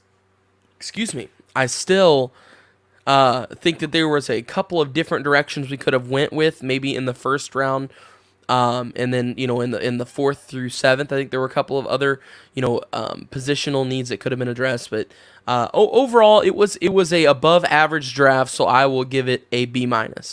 So before I kick it to Tori here, why you are being a typical full-time teacher here? Like, you are really hard on the grading scale. Like, we have gone through 5 teams now, and you have really graded them really, really harsh. Like, there's no curve for you at all. You're like you're like, no, like, you got 16 wrong. You were getting a C plus, no matter what. And Tori has been the stereotypical substitute teacher, and you said you have tried. Here's your A. So, Tori, how do you grade the Packers? Actually, I graded the Packer draft as a B- as well. Okay. Yeah. So we were on the exact same page there. It's like I said, I really like the pick of Eric Stokes. Rodgers was a great pickup in the 3rd round. Royce Newman's going to be, I think, a really good pick that they got in the 4th round. And what they kind of went downhill. They went after TJ Slayton after that from Florida. I really didn't care for that pick. He's not anything great. They went after Shamar Jean Charles from Appalachian State. I wasn't a fan of that pick. And then they picked Cole Van Lannon. But to me, they ended their draft really strong then. They picked up Isaiah McDuffie, who I think is going to be a really good linebacker out of Boston College. And then they, in the 7th round, and this was just a purely depth pick. And if it hits a home run, it hits a home run. But Kylan Hill, he's going to be he's got a chance to battle to be that 3rd running back. But he also has that chance to be the running back that is not Aaron Jones, is not A.J. Dillon. So therefore, the speed back or the power back, he has a chance to be maybe a little bit more of the receiving back, or maybe even just the kind of just a spell back or a change of pace back. So I actually really like those last 2 picks. So that's where they kind of brought it up for me. They were bordering on a C+ for me, but they brought it up. Those last 2 picks brought it to a B-. Yeah, so you guys are both giving them B- here, and here when we were doing the NFL draft live here on that Thursday night special here, the Chicago Bears, when they traded up, our eyes kind of got open, and like, why I felt your heart break there, because the Bears took Justin Fields, and you are a Justin Fields fans, and you absolutely dislike the Bears. But Tori, I want to kick it to you first. Let's talk about the 8-8 Chicago Bears. They were a playoff team last year, even though they shouldn't have been, but we'll talk about that at some point, other time here. But who was the best pickup in this year's draft for the Chicago Bears? So I'm going to go with Tevin Jenkins. Tevin Jenkins in the 2nd round at 39. They traded up to get him as well. So they traded up to get Fields. They traded up to get Tevin Jenkins. The downside to that, which will affect their overall draft grade, because I will look at that as well, is the amount of picks that they gave up. Right. They gave up a lot to move up to get Justin Fields and to get Tevin Jenkins. Way more than I thought that they should have given up. But I really like the Tevin Jenkins. They probably got a guy now that's probably going to be on that offensive line for the next 10 to 15 years, and he's going to be a solid anchor for them. I see the NFC North in the next couple of years getting real close real quick. Yeah, so let me speak for Combs here just a tad bit. I mean, like, obviously Combs is not on the show tonight, but he has sat here on the Mauer week after week after week and said that the Bears are simply a quarterback away. So giving up those draft picks to get that quarterback, I don't think that should hurt their draft grade too much, because they did get their guy that they wanted, and they were, quote, a quarterback away. So who was the best pickup for the Chicago Bears this season? Yeah, and just kind of adding to what Tori said a little bit, I do agree that they, gave up a lot to get that, but at the end of the day, if you give up a lot and you get your quarterback and you get your left tackle of the future, I mean, those are the 2 most vital positions in football: quarterback, left tackle. The guy who throws the ball and the guy who protects the guy throwing the ball. Those are the 2 most. I mean, that's what Blindside's all about, the movie and the whole concept of it. But I would say Bears' best pick, Tevin Jenkins, is a great pick by Tori. I absolutely agree with him, and I was super torn on it, but I had to go Justin Fields. Once again, they got their guy. I mean, they got their guy. They got their QB of the future. Justin Fields, I'm already calling this now, is going to be the greatest Bears quarterback of all time. Like, he is, I think he possibly ends up with this Lombardi trophy as well. I think that'll all depend on the weapons that surround him in Chi-Town by the time that he's gone. So I think that'll all depend on that, but I do think that he'll probably end up with at least a ring. I think he'll end up with 2 MVPs, something like that. He's going to be a good player. He's a heck of a football player, and once again, they got their guy. That was what mattered. I was very impressed overall with the Bears draft, and like I said, it was a very tough decision for me to pick between Justin Fields and Tevin Jenkins. But at the end of the day, in my opinion, the two most important positions in football, quarterback, left tackle, they secured the bag on both of those guys. They've got their long-term look in the future. The Bears are a young and good team, and just like Tori said, the NFC North is going to be a close race for quite some time coming up. Yeah, with the Bears and Lions both leading that division. But on the flip side of that coin, I don't know about that, coin, White, you said Fields is going to win a ring. I think the only chance he has to win a ring is in the early part of his career, just because the AFC is so good right now and the NFC is so top heavy. Once Tom Brady retires, that will be his opportunity to even get to the Super Bowl, and he has to win it early because the NFC will eventually get those quarterbacks and they'll start to beat up on each other. Has a rookie? This is a good question here. Has a rookie ever won a Super Bowl? A rookie quarterback? Not that I'm aware of, because usually a rookie as a starter, you mean? Like, yeah. I mean, no, I don't think so. The closest one's got to be Mark Sanchez, right? He wasn't a rookie though, was he? Yeah, he was. He was a rookie the year that he knocked off Peyton and Brady in the playoffs, went to the AFC Championship, lost to the Steelers, wasn't it? Tori is the greatest Google fingers here. So why, as you give us your worst pick for the Chicago Bears, Tori will Google that answer. Yeah, my worst pick here, I got to move a little closer to the screen because I'm blind, is Thomas Graham, junior cornerback out of Oregon. And once again, it's kind of the same situation I ran into last night. I don't really think that there was a bad pick here for them. So it was a tough decision. I guess, they filled a need in a way with cornerback. I didn't really like Thomas Graham that much as a corner. So that's why, like I said, if I had to choose, that's who I would choose. But still, at the end of the day, I think they filled a need there. The Bears had a really good draft all around. So, like I said, I give them a solid pick here. But I guess if I had to choose a worst pick, that would be the worst pick, was Thomas Graham. All right, Tori, what about you? So, yeah, and I'm going to agree with Wyatt on this. It's really, really hard to nitpick their draft. They had a really, really good draft, but if I got to go somewhere, I'm going to go with their 7th-round pick, Kyrgios Tonga from BYU. Big defensive lineman, just very slow-footed, doesn't really have a great pass rush arsenal.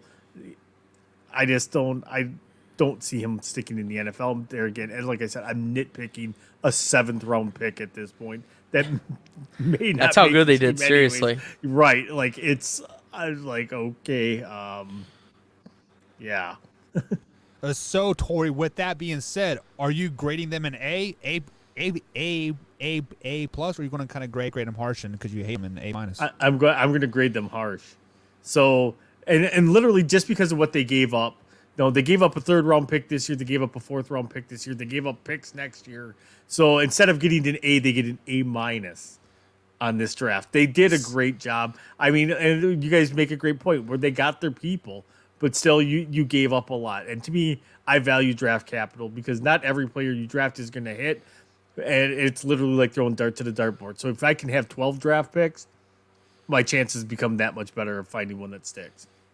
What? Yeah, I give them a B plus. I think that they solved a lot of their issues. They got their QB and their left tackle of the future. So I thought they did a very good draft. How do you not give them an A when you just said it's really hard to pick apart their draft? Yeah. No, because I think the Vikings are the only one in the division that got an A. Okay. So, wow. Okay. You are very harsh grader. Like, I'm glad you are not my teacher. Sheesh, man. Like, I did everything perfect, but you're still going to give me a B plus? I'm like, damn. Okay. All right, fine. A minus for him there. There you go.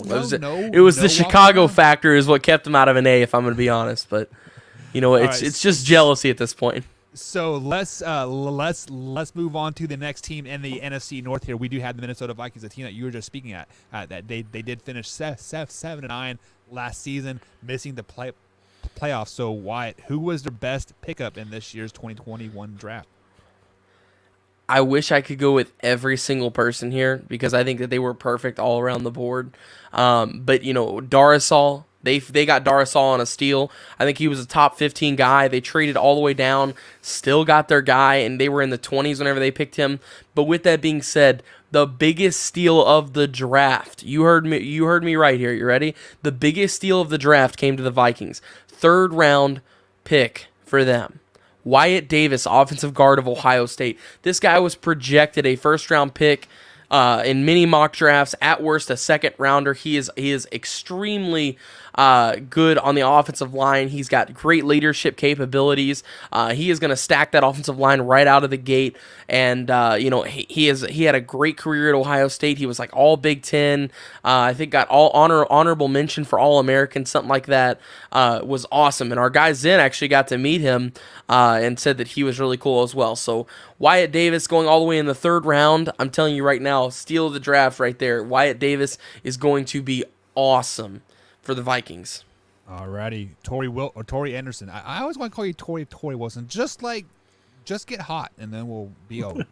And Torrey. female. Right. So, who is the best pick here for the Vikings? I'm agree with Wyatt. So Wyatt Davis falling to the 3rd round is absolutely ridiculous. Yeah. They needed offensive line help, and they picked it up in the 1st round, and then they hit it out of the park again in the 3rd round with Wyatt Davis. How he was still sitting there after the 2nd round, no clue. I do not know. There is literally no excuse for why he should have been there. But yeah, so Wyatt Davis is probably going to be a perennial Pro Bowl player. If not borderline, probably Hall of Famer. Like there's not much in his game that needs a lot of work. He does lunge a little bit on his blocks, but his athleticism is really good, and he fits their scheme. He fits their blocking scheme. So that's, as we know, as specialized as things are these days, you have to look at guys that fit your system. And that's the one thing as I gotten older, where like you see like all these names, like, man, how did we pass up on this guy? You're looking for guys that are a good fit for your scheme, as much as you are what kind of player they are. Yeah, Torrey, you bring a great point there. It is all about the scheme fit, not necessarily the best player or the best player on the board. It's how they fit your scheme. That is a great point there. We have not said that all here on the Man Hour since the draft has been under us here. So with that being said, we've given our best picks. Worst pick, Torrey. I'm going to go with Zach Davidson, tight end out of Central Michigan. Not a very fast guy. He had good production in 2020. Tested like he was a good person. Big target, but he will threaten the seam because of his speed, but he doesn't know how to run a route. And he probably was more Kyle Rudolph number 2. Right. Except for maybe he can probably stay healthy, unlike Rudolph. So, That's true. But I thought it was a reach. Again, a guy that probably was going to go undrafted.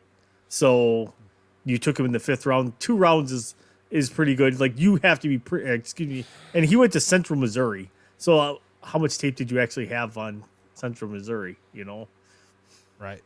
And I think all of those FCS schools opted out of this season, to be honest with you. Just like I don't think he even played this season. Definitely correct me if I'm wrong. But why? Who is your worst pick for the Vikings? None. Not a single bad pick, I don't think. This is the only time you'll ever see me do this on the draft grades. I think that they had a perfect draft for what they were, where they were, who they picked, the steals that they got. Darasol as late as they got him. Like we mentioned, Wyatt Davis as late as they got him. They solved all of their issues. They addressed every single one of them, and they made great picks, I think, at everywhere they were. They added depth at tight end where Kyle Rudolph just left. They added offensive line depth. I mean, personally, I think that the Vikings had the best draft in the NFL. I'm going to kick it to you, and I think I know your answer. It's going to be a B+, but what do you grade the Vikings? I give them a solid C. They were, oh, no, I'm just kidding. No, A+. A+ for sure. Like I said, they solved everything they needed. They answered all the questions they needed. They got steals on guys, too. They traded down in the draft, accumulated some more picks, and still got their guy in Darasol, who I had them drafting where they were sitting at originally, and I believe what was 14. So they traded back into the 20s and, got some picks, accumulated some stuff as they moved back, and then addressed Darasol, which I don't know how Darasol fell. I thought ultimately they were going to end up with Elijah Vera Tucker or Tevin Jenkins, but hey, Darasol was still there. Darasol goes to him, so big shout out to them for getting him, as well as Wyatt Davis from Ohio State. That's a first round guard that you just got in the third round. I mean, that's huge. Yeah. That is huge. And because he's a third rounder, he doesn't take up much salary cap, not as much as he would have been for a first rounder. So I mean, I think they did perfect in this. I really don't think that they could have done any better. It was great. Yeah, and before I kick it to Tori here, we have to give a big shout out here to Clayton. Clayton just dropped us a $4.99, a tip here on the Man Hour. Clayton, thank you very, very, very much for that tip here, man. And we look forward to seeing you each and every night. So definitely welcome to the Man Hour Nation here, man. And you can always check out the merchandise page at manhourradio.com. And for everybody that's listening right now, if you use promo code MANHOUR at checkout at manhourradio.com, you will get a discount on merchandise if you get it before May 12th. May 12th is the cutoff, so next week sometime. So ManHour at checkout there. So, Tori, what grade are you going to give the Vikings? You have to give them an A. They addressed needs that they had, and they covered everything they had. They got great value for their picks. I mean, you name it. They are all over the place. They knocked this draft out of the park for them. Alrighty, so you guys are both giving them A's, and I feel like this is kind of a coming here, but we got to talk a little bit about the Detroit Lions. They went 5-11 last season, basically polar opposite of the season that I thought they were going to have. They did make a big offseason move to get Matthew Stafford out of town and bring in Jared Goff, but they also lost some key receivers on their team as well. So Tori, let me kick it to you first here. Who was their best draft pick in 2021? Everything wants to tell me with Sewell falling to them, but that would just be the obvious pick there. I'm going to go with their third round pick, though, and I'm going to murder his name. Ifidu Melifanu. Melifanu? But I did watch this kid play. So this kid has all the talent in the world. He has first round talent. He should have been gone in the second round, and there again, he lasted to the third round as well. He's a big corner. He's 6'3", 213 pounds, good speed. He has great agility. He swivels his hips well. He's got all the things that they look for that are the intangibles, like that are just come naturally to a guy that's a cornerback. So honestly, I think their third round pick there, and Ifidi or Ifuda, I can't say his name. Tori, don't feel bad. Like names are like I always give people nicknames. So there's a guy on our team called Ezekiel. I had no idea his name was Ezekiel till a senior banquet this year. I've been calling him Corn for 4 years. He's not a senior. Corn is not a senior. He's a junior. I just found out. So Wyatt even knows him at Corn because Buck Nasty gave him the nickname Corn. Zeke. Because just because like I don't know his name. And funny story, that freaking TikTok Wyatt. They're like, "What is your name?" Right? Tony. Yeah, we did that all football season. But Wyatt, who was your best pick for the Detroit Lions? Well, Tori called it an obvious pick, and he's right. It is the obvious pick. Penei Sewell should not have been there at 7. He should have gone at 5 to the Bengals. And whenever we do the AFC North draft grades, they're going to suffer for it. So, Penei Sewell, I think, was the best pick that they had, and I think it was by far. He is going to be an awesome offensive lineman in the league, and I think that you saw the celebration they had whenever they picked him. They were even, jumping up and down and super excited and happy that they were able to pick him up. So, Penei Sewell, to be there at 7 is huge for them, and for them to get him, honestly, not a Lions move. They made a good move in the draft, so I was pretty surprised, actually. Well, on that note, they do have a brand new GM and a head coach, so the Lions move maybe is going to change here in the near future. But we also did say if your guys' pick did not go at number 3 to the 49ers, he was probably going to slide. And I believe a lot of mock drafts had him like 12 or 16, like some. So, I mean, 9 is still pretty good here. But Wyatt, who was the worst pick that the Lions had? Here we go. Tori botched the name. I'm about ready to botch it. Levi Onzuwiraik, defensive tackle out of Washington. Not that great of an athlete, honestly. I wasn't very impressed with the the film that I watched on him. Still think he's going to be an okay player. You will probably hear his name. He'll probably get in from time to time. But I would say that this Onzuwiraik guy, defensive tackle out of Washington, Levi, out of the 4th round, was probably their worst pick. Tori, what about you? I'm going to go with their 4th round pick with Amon-Ra St. Brown out of USC. Bigger receiver, 6'1", 195 pounds, does not run with blazing speed, has kind of lapses. If you watch his tape, he has lapses in his concentration. There's a lot of balls that are thrown directly to him that he will drop.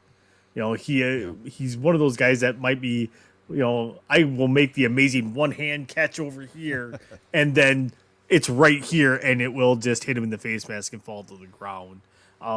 So there's concentration issues with him. He's not very explosive. He really doesn't have a second or a third gear that you would like out of a wide receiver. If anything, he's going to be more of a possession type. But to me, that's redundant because the Lions already have that when they drafted Quintez Cephas from the Wisconsin Badgers the year before. Almost the exact same kind of build as a receiver. Yeah, so basically what you're saying is that receiver would have fit perfectly with the Philadelphia Eagles, but the Lions drafted him, so maybe the Eagles slid over to the NFC North here. But what grade do you give the Lions in this draft, Tori? Overall, Sewell fall into them raises them quite a bit. But overall, they're like a B. They didn't do anything great outside of the Sewell pick, but they didn't do anything like, oh my God, that was the dumbest pick ever. They addressed needs. They're a losing franchise that's trying to build. So taking every pick that you got and using them for positions that you think you might need, absolutely, just go do it. I mean, they didn't even have a 5th or a 6th round pick. So they went from, the 4th round. They had 2 4th round picks, and then they had 1 7th round pick. So you got to start somewhere, and you got to start building your foundation somewhere. And I give them a B just because, like I said, they're building. You got to start somewhere, and this is a good start for them. So Wyatt, Tori gave them a B. So by process of elimination, you're going to give them a D plus, right? Yes. Actually, I'm giving a D plus. Are you for real? Yeah. No, I'm just kidding. I'm giving them a C. Just it was average. I mean, I wasn't impressed. I wasn't, nothing really sought out my eye and I was like, oh, that was terrible. Nothing really sought out my eye and was like, oh, that was incredible. So I would say it was just an average draft. I was pumped for them that they got Sewell where they did. He definitely should not have been there on the board there for him. So, I mean, I'd say it was just an average draft, just to see, right at an average. Alrighty, guys. So that is our NFC North draft grades. So out of those NFC North here, does the Vikings have the best draft out of all of the NFL? In my opinion, yes. Yeah. Out of the NFL? Out of the NFL? Yeah. Did they have the best overall draft? I mean, it's top 3. Yeah, I would agree with that. They're a top 3. I don't think they're top overall, though. I don't know if they're top overall. I need to do some more research on it to get that ready. By the time we finish the series, I'll know. But off the top of my head, trying to remember here what everybody got, they're easily top 3. I mean, they might be the best. I need to dive a little deeper in that before I make that statement. Yeah, so with that being said, Wyatt alluded to it, we are going to be breaking down each division moving forward up until the May 12th NFL schedule release. And then as the schedule is released that Thursday night, May 12th, we're going to basically pick winners and losers going throughout each division, just like we did the NFL draft. So we will start with the NFC East, work our way west through the NFC, and then back with the West, ending with the AFC East. So starting with the East and ending with the East. So if that makes sense, do a little snake, bada bing, bada boom. So guys, we've had some lighthearted. We had a great interview with Allie. We've broken down the NFC North draft picks. But I proposed a question in the chat asking if we want to do Guess Who tonight. And it was an overwhelming yes from Nana because what Nana says goes. So we're going to play a little Guess Who, guys. So last night. Shot at redemption. God. Oh, God. So Jeez. we're going to play a little Guess Who for the people that are new here. You can play along in the chat as well. But Wyatt and Tori have to ask a series of yes or no questions to guess who the athlete is. No, basically, Tori asks 2 yes or no questions and then knows. I'm like, what? He's like, well, you see, Buck lifted his nose, turned his head to the right a little bit, and that told me that it was this player. And I'm like, how did you notice that? Tori's a very, very observant person. That's why he's a psychology major. But just to break down the rules, like I said, Tori and Wyatt will ask a series of yes or no questions to guess a current athlete in Major League Baseball, basketball, or the NFL. We narrowed it down to those 3 major sports just for the validity factor of like not answering, doing a 15-minute segment by one person. So Tori is 2-1. He took 2 out of 3 last night from Wyatt. So Wyatt, we are going to give you the honorable first question of the night. All right. I'm going to really go with a broad one here. Do they play football? Yes. Okay, cool. Do they play in the NFC?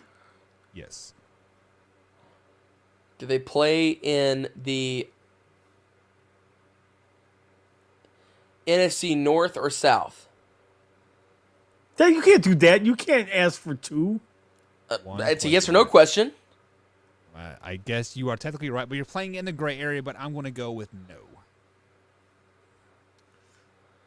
Do they play in the NFC East? Yes. Are they on offense or defense? You can't. That's not a yes Or or no, no sorry. question. Are they on offense? My bad. Yes. It still answers Is the it question. Dak Prescott? No. Ooh. Do they play quarterback? Yes. Oh, God. This is the guess right here.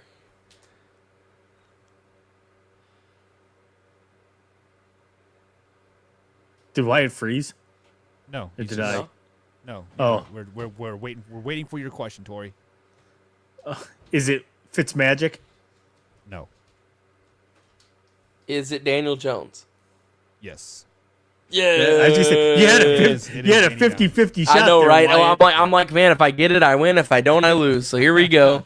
So, the series record so far is 500. And just so you guys know, the winner of tonight will have 3 minutes to basically gloat about anything that they want.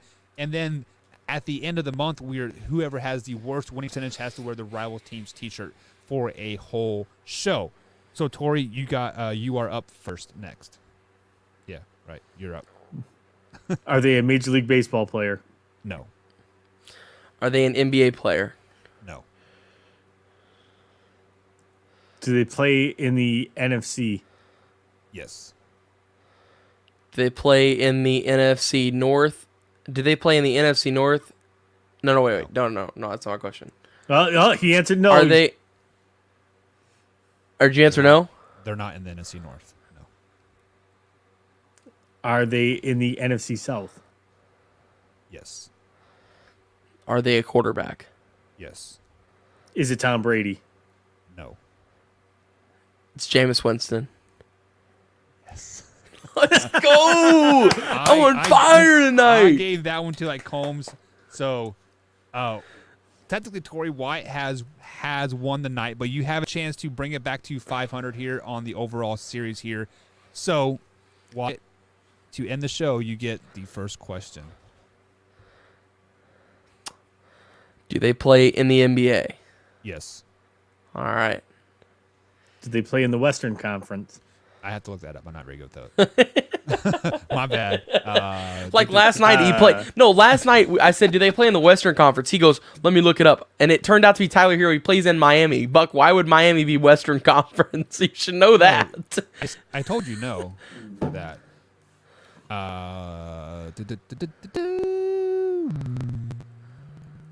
What was your question again? I'm sorry. Do they play in the Western Conference?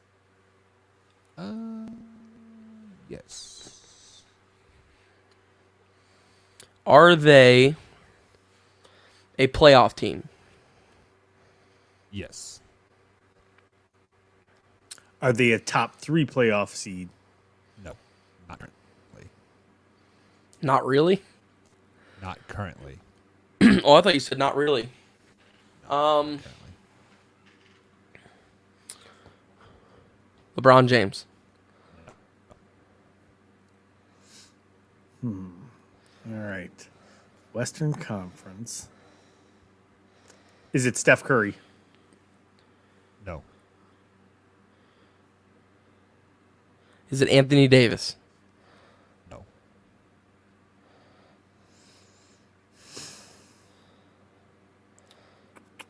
They're not top 3. Are they currently... Is it Paul George? No. Is it Kawhi Leonard? No. Is it Dame? No. Are they a top 6 team? Yes. Is it Luka Doncic? Yes. Dude, I knew it was Luka. Are you kidding me? That's As why I soon said as you said- 6th. As soon as I said, Yep. that's why I said 6, because there's a 6th team. Oh my God. Thanks for giving me the answer. Jeez. So Wyatt, I knew it was Luka too. you did win tonight, but right now the series is tied at 500, 3 wins apiece here. So you guys are you guys enjoying that? Join that game? Do we need to mix it up like a tad? No, that's bit? fun. I like that I like game. that. I think we should switch up hosts though for that. Like we should all do a different night that we think of the people.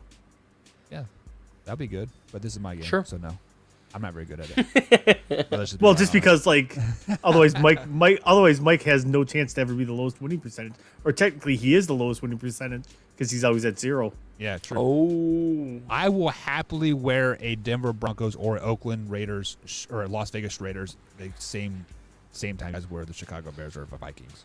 Cool. Deal. Works. Oh.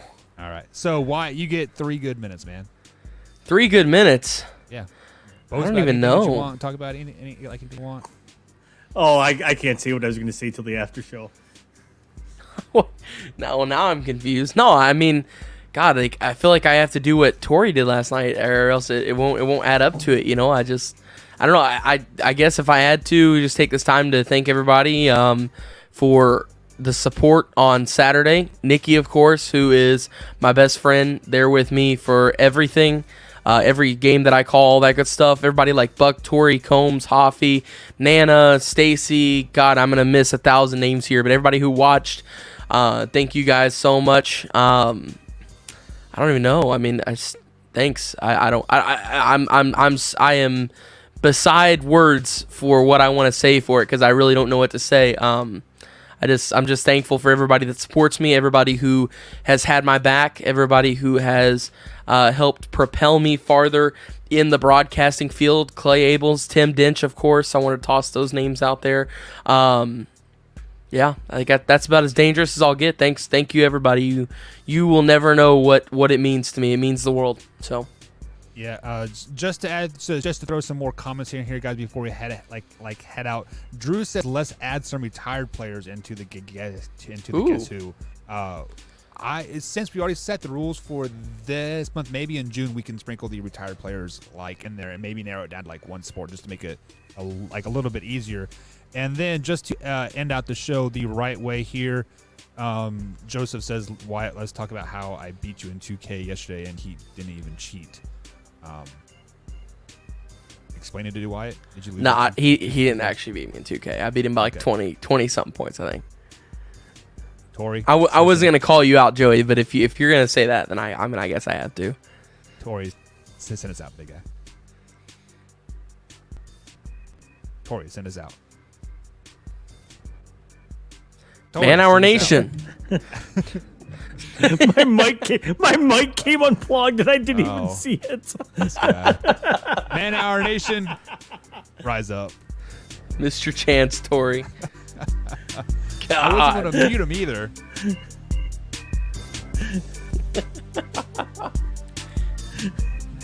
And if you guys are a member, in the description here on the YouTube page is the link to the After Hours show. I will also post it right now in the chat here. So if you are a member, go ahead and simply click on that link.